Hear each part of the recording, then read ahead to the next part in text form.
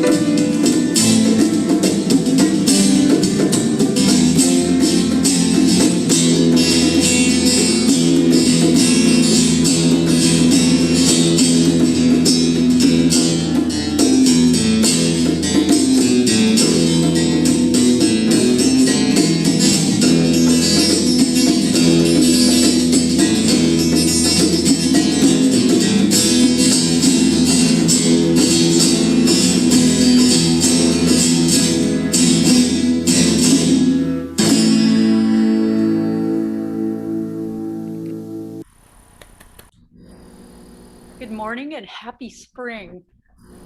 This morning's meditation reading comes from Beauty, the Invisible Embrace by John O'Donohue. And I thought it went really well with spring and the idea of open arms and possibilities. So if you just relax and take a couple of deep breaths and allow yourself to be in this place at this time.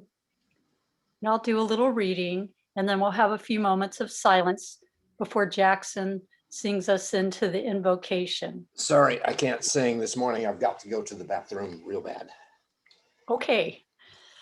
So moving right along, just relax into your seats. And it says, the imagination is a great friend of possibility. It always sees beyond facts and situations to the cluster of possibilities in which each thing is shrouded. This is what beauty is, the possibility that enlarges and delights. Nothing opens the mind like the glimpse of new possibilities.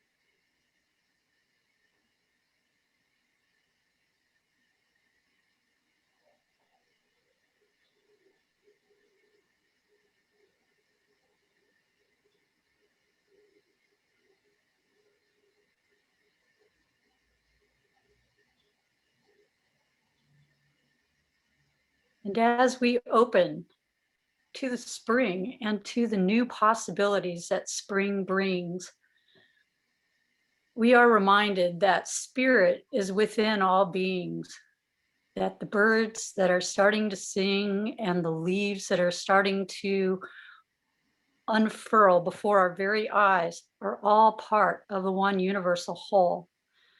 We are also part of that whole.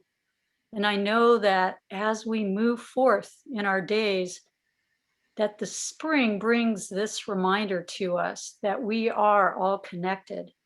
And I know this morning, as we come together, that we are all connected to the same message that Reverend Angelica has to give to us. And we are connected to each other through this Zoom platform and through the ether, knowing that the beauty of spirit is within each and every one of us. And I know that the beautiful message that is given today will touch our hearts and just go forth through us and out into our worlds. And so I let this part of the service unfold in its right and perfect way. And so it is. Now I can sing. Our thoughts are prayers, and we are always praying. Our thoughts are prayers. Be careful what you're saying. Seek a higher consciousness, a state of peacefulness, and know that God is always there, and every thought becomes our prayer.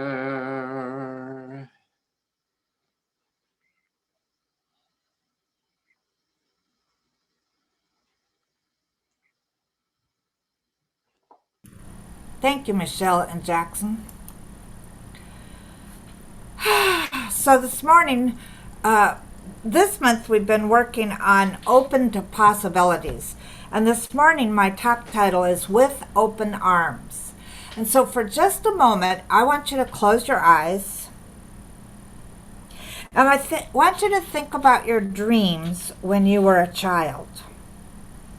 What was it that you knew you were going to be when you grew up?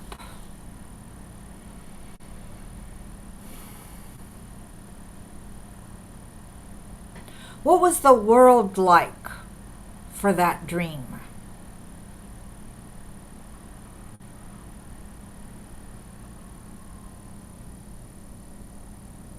And what feelings did you have around that dream?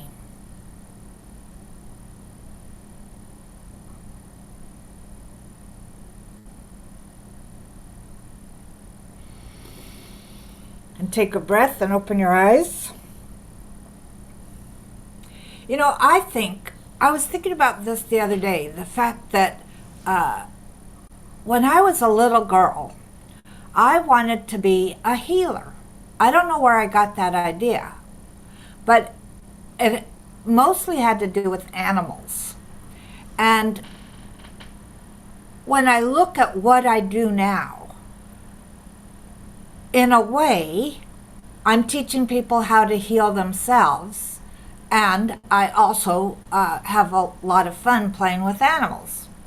I'm still with those animals, but I can remember as a kid being really excited about what I was going to be when I grew up. And it made me think about the fact that perhaps that thing that we wanted to be when we were children is really the highest vision for our lives. And I know for a while I was really into how much money I could make, and I was a data processing manager and all of that, and yet there was something within me that wasn't really, I was happy at what I did. I mean, I liked my job, etc. I liked the people that worked for me in my department, etc. But there was always sort of an emptiness. And it wasn't until I found the science of mind that that emptiness started to be filled. So, my question for you then this morning is, what beliefs, ideas, and actions must we embrace, embody, and become to live in alignment with that highest vision of ourselves and the world we desire to live in? Spring for me is a really exciting time. We have New Year's where we make our resolutions and we get all excited about what this brand new year could be like. And for me, that's what spring is as well, is there's something in it that I get excited about because it's like starting new. You know, I was walking around my garden yesterday and the grass is growing really tall, really easy. I mean, I should call it my weeds are growing really tall because it's not really grass. But I'm looking at my cherry tree is budding. My roses have beautiful new leaves on them. The actual weeds are growing quite well as well. But everything in my yard is starting to show life. And I think that feeling, that energy comes to us as well in the spring. I mean, that's where we get this idea of spring cleaning. You know, we have to clean up the house and we have to clean up the yard and we have to make things new. And my feeling is, for what?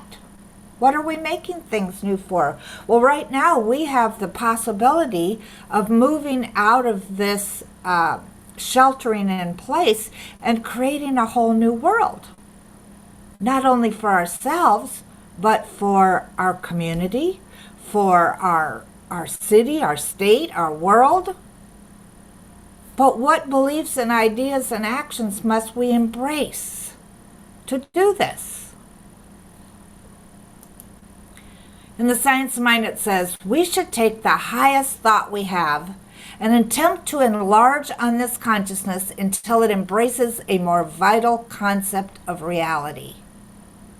Consciousness, in this sense, means an inner embodiment of ideas. So when you stop and think about not only that dream that you had as a child, but the dream that you might be having as an adult for the kind of world that we want to live in, what is it? What are those ideas? I mean, I keep going back to kindness.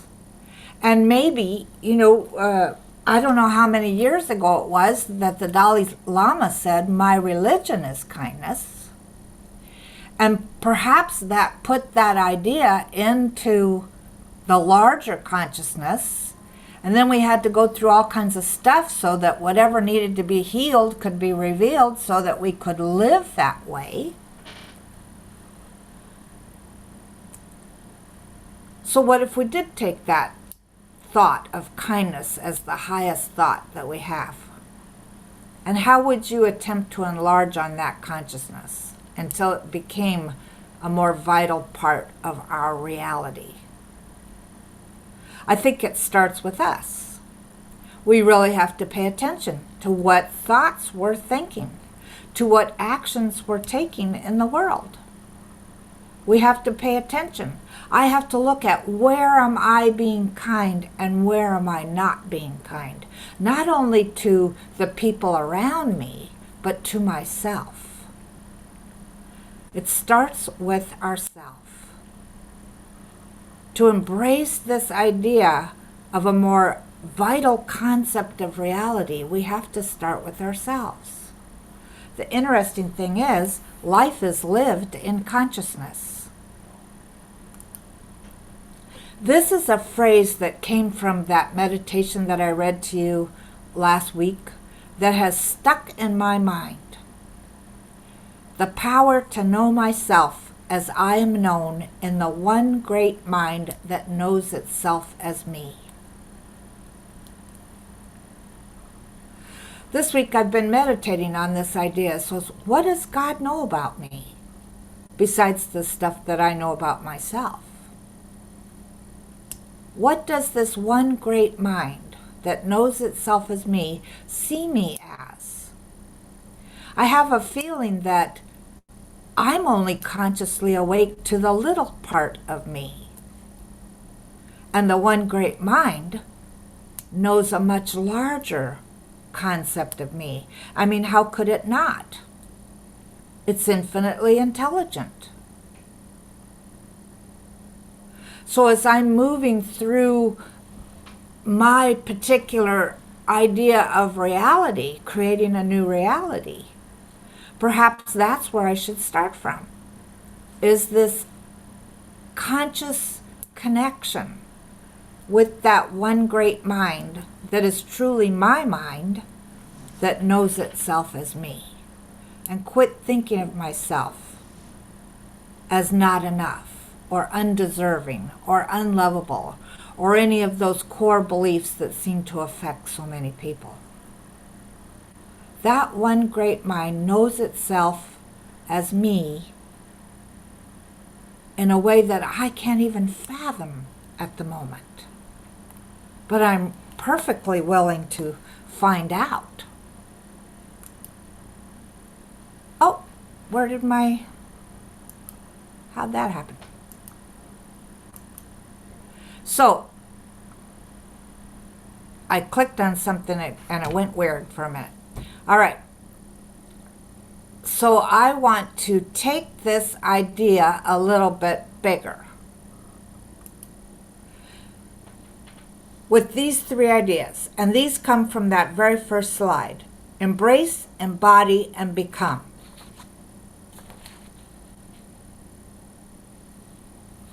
Am I still sharing my screen?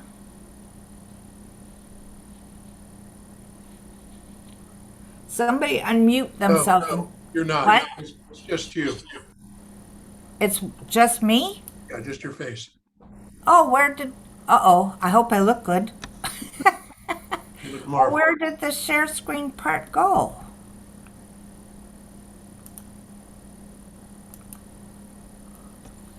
What happened? Minimize something and see. I know I am. It says on mine, host disabled, the screen sharing. Host disabled? Huh. Sharing. Well, that's weird. I can't even... Host disabled, participant screen sharing. Oh, well, that's okay. I'm not... Okay, I gotta go back to here again. Sorry, everybody. Now do you see it? Yes. Yeah. Okay, but you see it... Okay. Sorry, somehow I clicked on something and everything went away. And I was right in the middle of a thought. Oh, no. So, these ideas, from the very beginning, I said that we have to embrace, embody, and become. And so here's some ideas about embrace. To me, embracing is when you, you think about embracing, it's the hugs that we're all missing right now, right? It's actually embracing something or someone is an act of receptivity, and it implies a level of enthusiasm. I like that idea. The act of receptivity. So what must I be receptive to that will bring me into greater alignment with my personal vision? You could ask yourself that. You could ask yourself, what possibilities am I open to? What opportunities for growth am I welcoming into my life right now? What ideas am I inviting into my consciousness? You know, our consciousness is really interesting for me. I find that it's very easy to become mesmerized into something that I might not necessarily want to be thinking about. So I have to stand guard right at the doorway to my consciousness, and I think we all do. And so what changes do I want to wrap my arms around, hold lovingly, and nurture? What serves to transform me in my continual evolution? These are all questions you can ask yourself as we create this new reality. What are you willing to embrace? The second one is embody. So to me, embracing something is an opening in consciousness. Embodying something is a demonstration of consciousness. To embody something is to go beyond the mental or intellectual knowledge of something and into that heartfelt understanding of it, so much so that it becomes a part of us. Embodying. It's knowing that we know that we know. So what are we willing to embody in order to have this new consciousness for setting up our world the way we want to set it up? What are we willing to embody? The third one is becoming. And embracing and embodying are activities of cultivating our consciousness, as we just said. Embracing is an opening up our consciousness to embody something. Embodiment is the demonstration of it. And becoming, on the other hand, is an act of allowing.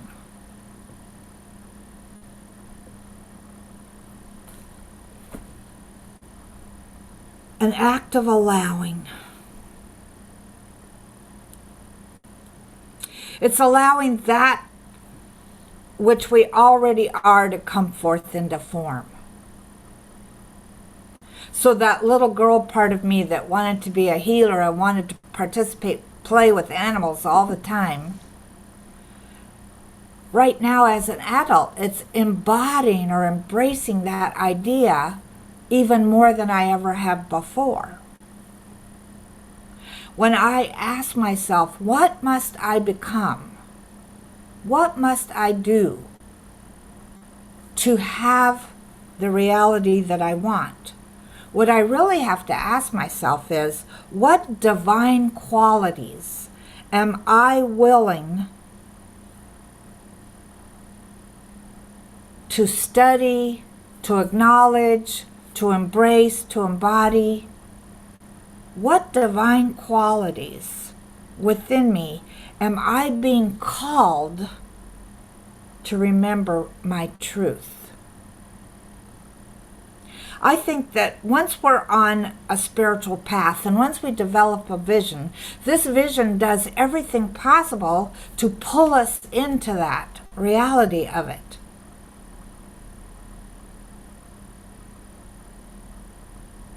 So again, like I say almost every single Sunday, the real idea here is, well, when we consciously use the creative process, spiritual mind treatment, meditation, affirmations, all the things that we teach, when we're consciously using the creative process, we're embracing a new idea or a new thought. We're planting it into the creative medium, which is mind, and we become assured of its demonstration by our embodiment of it. So what seeds are you planting in your mind? What seeds is your personal vision calling you to plant? I can think of lots of things materially, I can't even say that word right now. In the material realm, I could think of a lot of things seeds we might want to plant, but I want us to go above that. What I've discovered along my path is the material just follows along. The more that I pay attention to the divinity of myself, of my inner being, the more that I pay attention to and strive to reach that Christ consciousness, so to speak, the more the material just shows up. I no longer have to ask for things. Not that I don't, but I don't have to. It's just like the story I have shared a bajillion times about, and I keep sharing it because I'm reminding myself and remembering that when I said, when Maureen called me when I got hired here and said, well, let us help you find a place to live. What do you want? And I said, oh, well, I want a really nice bathtub and I want lots of windows and a lot of green. And that's the only thing that I could think of. And then what came to me was, I just want to drive across the United States, drive up my driveway and be home. And the board did the work. And suddenly I'm getting an email with pictures that says, here, what about this one? Okay, I'll take that. Sent my check.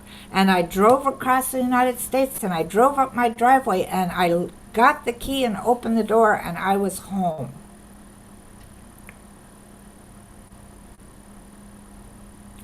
somehow, the more we pay attention to spirit within us, the more that we realize that there isn't any separation at all between spirit and us, that it's truly spirit as us, the more that we allow ourselves to embrace, embody, and become the spiritual beings that we really are, the more the universe serves us without us even having to ask. So what I know is that we don't have to manifest our vision. We just have to have the vision. And what I want to tell you is you already have a vision of your highest good. Maybe it's that thing that you wanted to be as a child, and maybe it's become refined over the years as you've gotten older. But I believe that the vision that you're honoring right now probably has something to do with what you came in wanting to do, that thing that you wanted as a child. So we don't manifest the vision. It already is. What we're doing is we're releasing and we're letting go of any obstacles that we've allowed to be put in our way, or that we've created for ourselves or attracted to ourselves. So we want to embrace a new idea, embody a new belief, and become that which we already are. So maybe the new idea is, yes, I'm a spiritual being living a human experience. Maybe the new belief that we're embodying is that recognizing that spirit is absolutely everything. There is no spot where God is not, as we say. And then we become that. We absolutely become that. We already are that, but now we become it because we're consciously aware of it. We act as if we were so. We act as spirit. So we transform ourselves when we're attuned to our vision, the vision that already is. And if you don't know what your vision already is, go into meditation and ask. The universe will always respond. The universe will always answer. And when we allow ourselves to embrace, embody, and become, we transform. And in our transformation, we come to the realization that we are truly spiritual beings having a human experience. And so I ask you, what are you willing to open your arms to today? What do you want to embrace? What do you want to embody? Let's do it with open arms. Dr. Holmes tells us in the textbook, well, actually this is in what we believe. We believe in the direct revelation of truth through our intuitive and spiritual nature, and that anyone may become a revealer of truth who lives in close contact with the indwelling God. Live in close contact with the indwelling God. And how do you do that? You remember that that's what you are. So let's say this affirmation together. Claudia wrote them this month.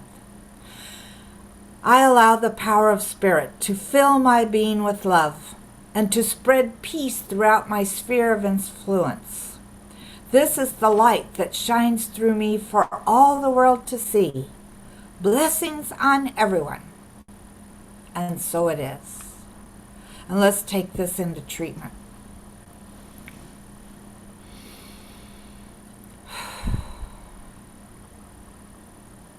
I know there is only one. One power, one presence, one heart, one mind, one. There is just the one, manifested as many different things, including us. And so I celebrate the idea that we are an individual expression of this oneness. with all the powers and spirituality and love and compassion and light and peace and all of that. Everything that God is, we are. So I know that this is true.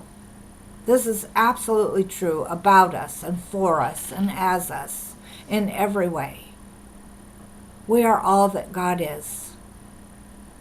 We might think that we're not.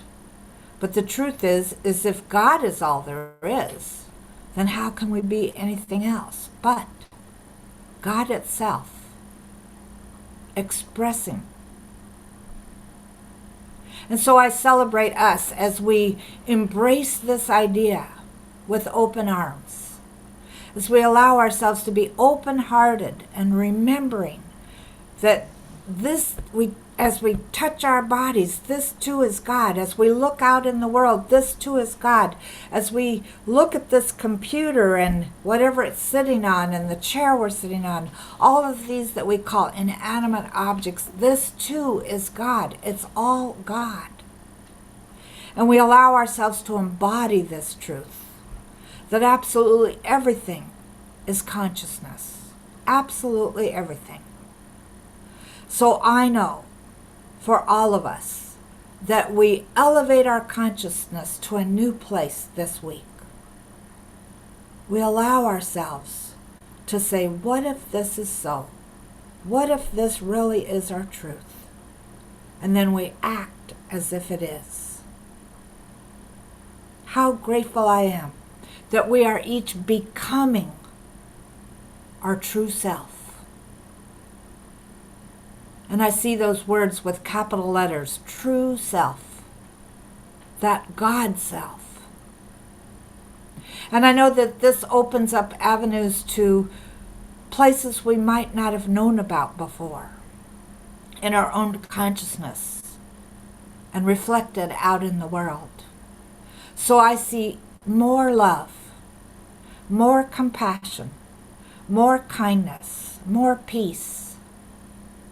I see an ending of hate in this world. I see an ending of pain in this world. And I bless absolutely everything, every moment of my day. I know that my blessing, the things in my life, as I move about my days,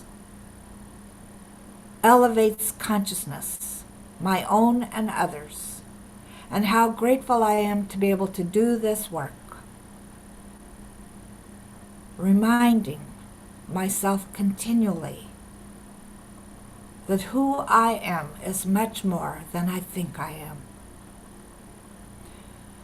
And so with a grateful heart, I release these words, knowing that we are all becoming all that we want to be, that we allow that higher vision of ourselves to pull us into its reality. And we allow it to be fun, not pulled by pain, but pulled by grace and fun. All of this is good and very good. And so it is.